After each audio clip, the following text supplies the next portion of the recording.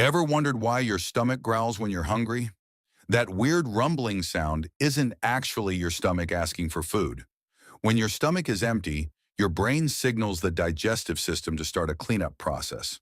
Powerful muscle contractions push air, liquid, and leftover food through your intestines.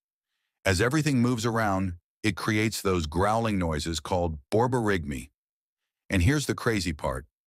Your stomach can growl even when you're not hungry. Digestion, gas, or even swallowed air can make the same sound.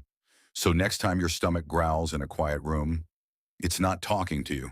It's just doing its job.